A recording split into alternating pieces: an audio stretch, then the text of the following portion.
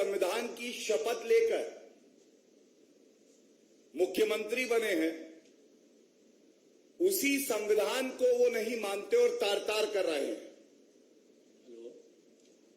उनको सुनने के बाद ये भी स्पष्ट हो गया कि वो मुख्यमंत्री तो हैं, लेकिन जनता की सेवा कैसे करनी है, सरकार कैसे चलानी है, ये उनको नहीं आता है। और उनके स्वभाव में अब अराजकता ही आ गई है। उन्होंने आज जिस तरह के बयान दिए, मैं समझता हूं कि आपके समक्ष रखकर कुछ तथ्य उजागर करेंगे, कुछ उनको संविधान का ज्ञान देंगे। और जैसा आपको पता है कि जो कल अध्यादेश आया है, ये जो संविधान की मूल भावना है, जो शक्ति केंद्र सरकार के पास संविधान के तहत है, अनुच्छेद 123 में, उसी के तहत आया है। लेकिन 11 मई 2023 का संवैधानिक पीठ का जो फैसला आया,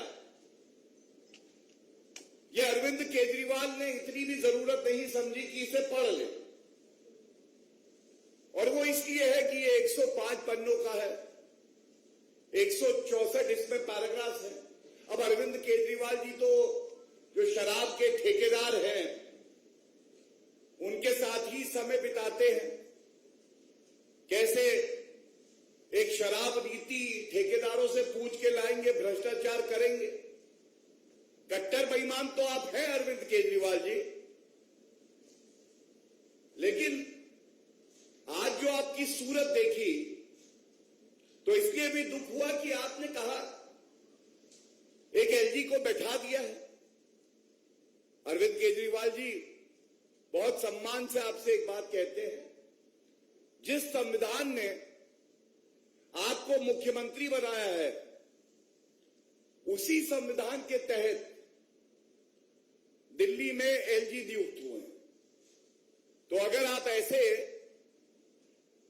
शब्दों का प्रयोग करेंगे,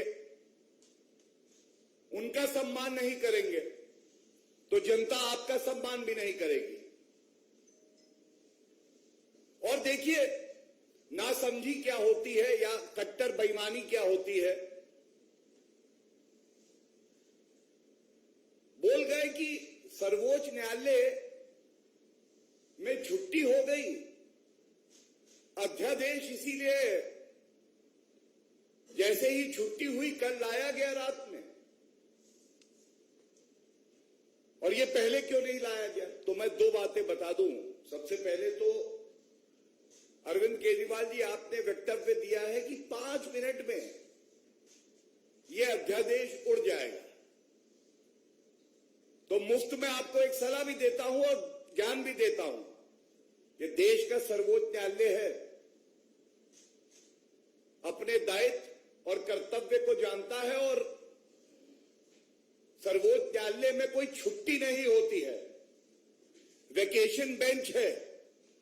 अगर आपको इतना यकीन है कि यह अध्यादेश गैर संवैधानिक है, तो अपने जो भी अधिवक्ता हैं उनसे कहिए कि सर्वोच्च न्यायालय में सोमवार को अर्जी लगा दे। दूध का दूध, पानी का पानी हो जाएगा। पता चल जाएगा अध्यादेश संवैधानिक है या नहीं है। और आप एक बात और जान लीजिए, अरविंद केजरीवाल जी, जब अध्यादेश आता है तो संविधान में प्रक्रिया भी है, किन परिस्थितियों में वो आएगा, कैसे विचार विमर्श होता है, विधिक भाषा में ड्राफ्ट होता है, कैबिनेट से अप्रूवल होता है, उसमें राष्ट्रपति की सहमति होती है। ये सारी प्रक्रिया है। कितने वर्किंग डेज थे ये आपको जानकारी नहीं है। उसके बावजूद बड़ी जिम्मेदारी से मैं आपको इतना बता दूं, वो अध्यादेश मेरे सामने है।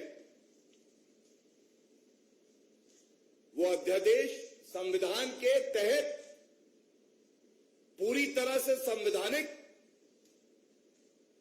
जो दिल्ली का महत्व है भारत के लिए, हर नागरिक के लिए, उसको ध्यान में रखते हुए, और इस बात को भी हमने ध्यान में रखते हुए दिल्ली में ही संसद है, दिल्ली में ही राष्ट्रपति का घर है, दिल्ली में ही सुप्रीम कोर्ट ऑफ इंडिया है, तमाम एम्बेसीज है। दिल्ली संविधान के तहत भी अगर आप चले तो एक यूनियन टेरिटरी है, यूनियन टेरिटरी। और अरविंद केजरीवाल जी, ये जो आपकी मानसिकता हो गई है अराजकता की, जंगल राज फैलाने की, संविधान को दरकिनार कर देने की, ये ठीक नहीं है। जब आप चुनाव लड़े, आप जानते थे कि आप दिल्ली में चुनाव लड़ रहे हैं, जो पूर्ण राज्य नहीं है, एक यूनियन टेरिटरी। लेकिन आपको यह लगता है कि अगर आप दिल्ली में चुनाव जीते तो संविधान के विपरीत आप काम करेंगे।